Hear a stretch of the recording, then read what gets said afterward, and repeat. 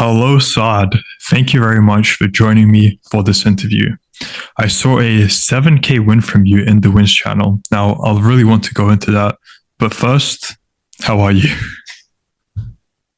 Man, I'm doing well, just trying to survive. Just done doing some work actually, and now we're here. Yeah, I received the message and I was like, you know what? Why not? Because I know that a lot of people, especially in a lot of courses and a lot of programs, because they're quite skeptical and they think that it's not going to work for them or whatever. So I'm here to talk about my progress, my win, my journey, which is quite unique, I would say. But yeah, I'm glad to be here. Right. I can already tell this will be a good interview. So Thank you. let's begin with what was your life like before joining the real world? All right. So I grew up in Morocco, Casablanca, Morocco. And I was born into a really huge family. I'm not talking about my siblings, my brothers and my sisters. I only have one brother and one big sister, but I'm talking about the huge family. So my grandmother had about 8 to 10 kids, and all of those kids had multiple kids, etc. So I have a lot of uncles, aunts, cousins, and they were all really good at studying. They all like they had super big, amazing marks and grades. But unfortunately, I say fortunately later on, me and my siblings weren't really the best ones at school. We were actually really, really bad. We had bad grades. So I grew up basically knowing, and you could really sense it, that I wasn't, let's just call it, super good enough because I was always compared to my cousins. I was always told, "Hey, why can't you be like them? Why are you like this?" I grew up. We Let's just call it that I knew what being broke is like. And when I say broke, I'm not talking about a few grand amount. I'm talking about broke.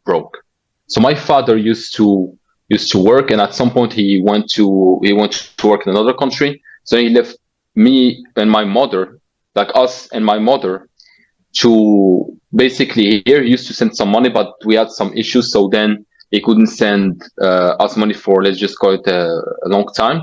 And here in the system in Morocco, there are basically two kinds of school. There are the public ones and the private ones. Now I know that basically, just look at it from this point of view.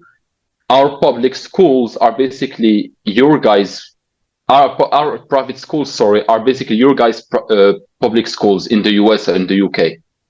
So because there in the public schools, really, when I tell you that it's super dangerous and super savage, it's dangerous and savage. Like kids will mug their teachers.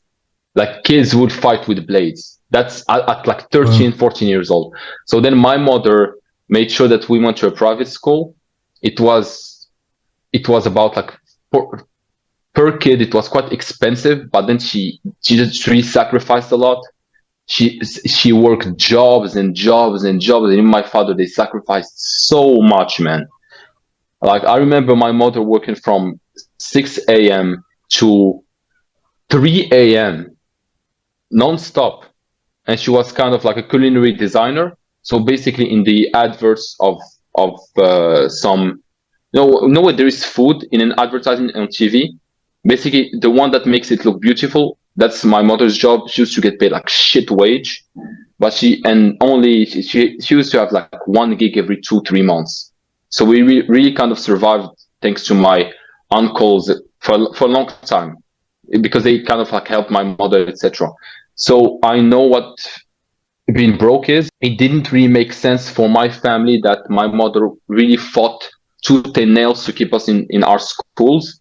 And she used to take food out of her mouth just to give it to us. She sacrificed so much. I'm forever grateful for her. So, like I said, we weren't really the best students. And it wasn't because we were stupid. And I still remember it's because we were just lazy. At least me and my brother. Because what's funny is when we went to college, me and my brother actually became one of the best students, one of the top students, just because we were like, you know what, fuck it, let's just try. because we grew up and we grew mature, and we're like, you know what? She sacrificed so much. Let's just do it. And before any of you guys, internet geeks, give me some shit about it. Hey, oh, he had enough money to go to college. Motherfucker, here college is like $3,000 to $5,000 a year. So don't even give me shit on that. And she had to sell family jewelry, like literally like jewelry that was passed down to her by my grandmother, just to pay for that. Wow. And take loans. So that's how much she sacrificed. So like I said, after I graduated, I have two master's degrees. So one is in auditing, finance, and accounting. The other one is in business administration, which is actually like a French degree. And it's all in one university, basically. So I had my two degrees. And I went, and basically how it works here is in your last master, you need to basically create a thesis, and you need to go into the workforce, work at a company, whatever your field is. You work at a company for like 5 to 6 months, 7 months even. You work that. It's an internship. It's not really paid. You work there for like 6, 7 months as an intern. You go there and you try to create your thesis on that.